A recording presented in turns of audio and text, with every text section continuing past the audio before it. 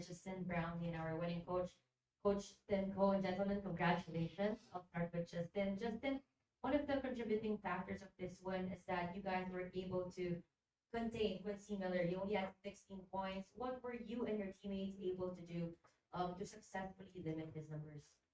Well, first you gotta thank Coach for the game plan. He came up with a great game plan, and then individually, Aljon and Jamie, they did a great job on him. As being a committed defender, as Coach, he told said in the game plan and over the past couple of days of practice. But you just gotta give them guys a lot of credit. They did a great job, and we just had their backs.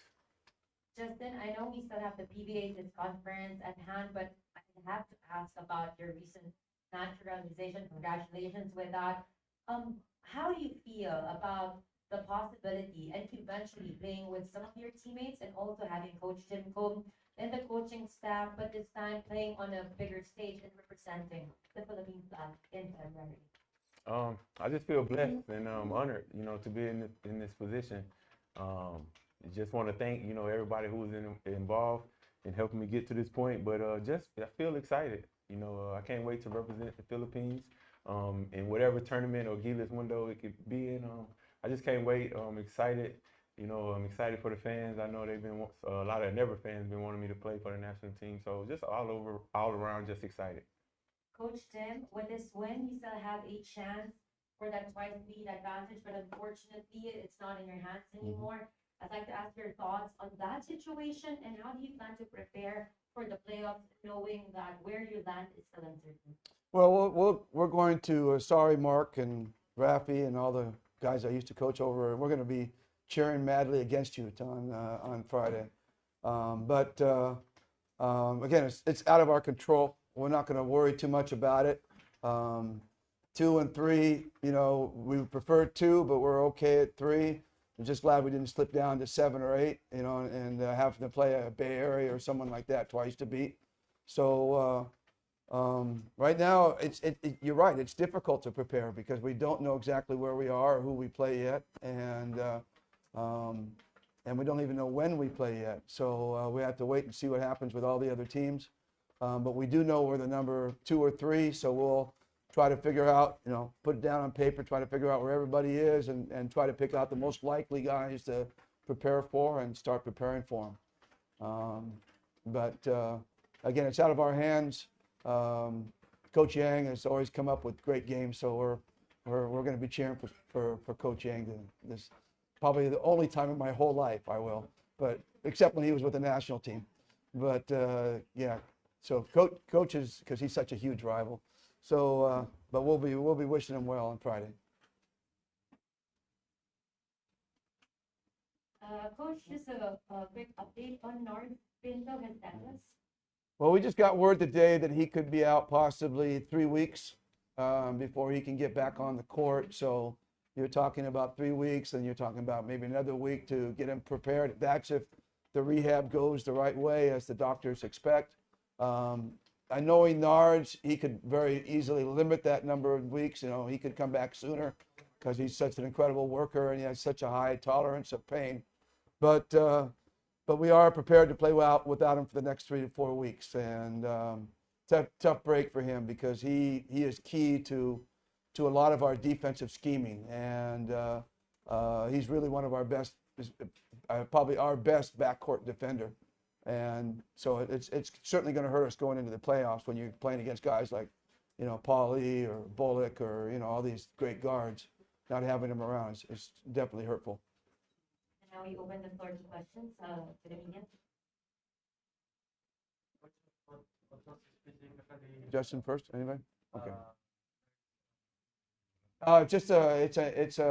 It's a grade 2 ankle sprain, where he came down and he has some loose cartilage in the ankle, but from the MRI, but we understand that could be from an old injury and not necessarily from the new injury.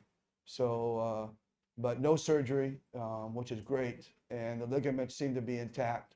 So it's just a matter of a piece of bone or cartilage that's floating in there, and that might have to take care of much later in his career. But right now, it's just really about getting the strength back and getting the swelling down, getting the strength back, and then he's going to be in a boot for about 2 weeks, I think.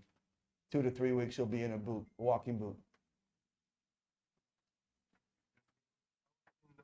Going back to the naturalization, how has been the process for you taking time to go Congress to Senate, waiting for Yeah. the hearing?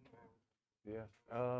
Just very anxious, for everything to get done and approved. I would say every hearing I probably was so nervous, but a lot of important people. But just excited, to be in the position and really just trying to enjoy every moment. I know this a rare moment, to happen here. So just excited, just trying to enjoy every moment. He never missed a moment at practice either. So I mean, he was going there, coming back. He didn't take any days off. So it's certainly a sacrifice for him, and trying to keep your energy level up and doing all these things at once and focus. It's quite a process. And I think if you haven't been through that, you don't really know what it's like. But here Justin is sitting here being player of the game despite doing all that. So awesome. Thank you, Coach. The practice in Barangay. He brought the barong to last practice. He came in with his barong and his slacks and the whole work. That was just yesterday, right? Yes. That was yesterday. Yeah, yesterday. He had to come to practice and bring his clothes so he could change and go straight to the batasan. So yeah, it's a whirlwind for him right now. Hopefully it'll settle down as we go into the playoffs.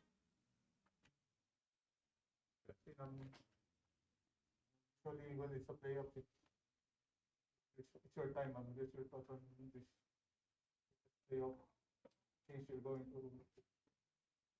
to. Yeah, in the playoffs, you definitely want to, step your game up, and the whole conference, you try to work until you get into a rhythm, and when the playoffs come, you want to be in your best shape and probably your best rhythm, and I think we've been doing a good job as a team, collectively, just trying to get better each and every day. Coach has been on us and throwing new things at us, but I think we've been growing and we've been really getting into a good rhythm, especially we had that 5-game winning streak, and we took a loss, but sometimes you lose, and you can gain a lot out of a loss. So I think we did, and hopefully we can keep a good rhythm and we be at the top of our game in the playoffs.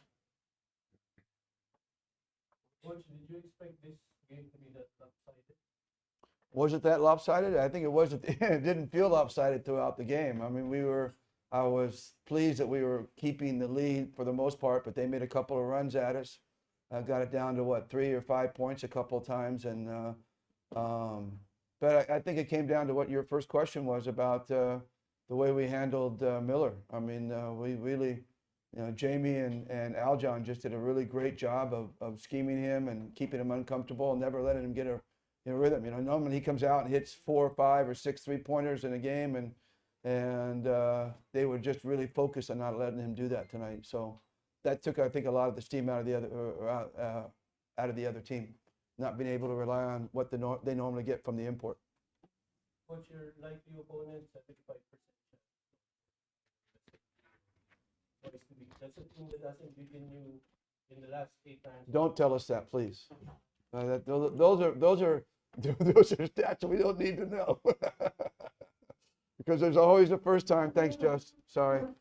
There's always a first time, and you have the odds, and eventually, the odds will go in their favor. We had a tough time against them last game, and right until the early part of the fourth quarter, we were able to do a little bit of a breakaway. But they're a talented team. They're a tough matchup, particularly for us, because we like to play big, and they like to play small and quick and spread the floor. So it's I mean, obviously we prefer not to play San Miguel because they are on a roll and they're looking really good, and Jumar's back and Terrence is back, and low to those guys who have to play San Miguel in the first round. That's one of the reasons we wanted to win tonight, because we knew we wouldn't have to play them in that first round. We have a lot of former players. Yes, and they certainly get motivated when they play us. luckily we got a couple Northport players too, in Stanley and Jamie, so they get motivated as well. So hopefully that kind of balances it all out. Coach, one of the better games of any conference or conference. Yeah, we've been trying to pretty much conserve LA through the whole conference. You know, he's a big time playoff player, and we've been trying to preserve his minutes. We've been trying to keep him down to around under 25 minutes a game, and you know we've been able to do that because of the depth that we've had on our team. But we know come playoff time, you know, he's going to step up his game, and we want him to have that energy for the game. So this is the right time for him to start stepping up and starting to play more minutes right here in this game and going into the playoffs. You know, we rely so much on his leadership, and we rely so much on his execution. He just understands the offense better than anybody else. So when he's out there, we're executing better than when he's not. All right, and that's it for our post-game press conference. Thank you so much.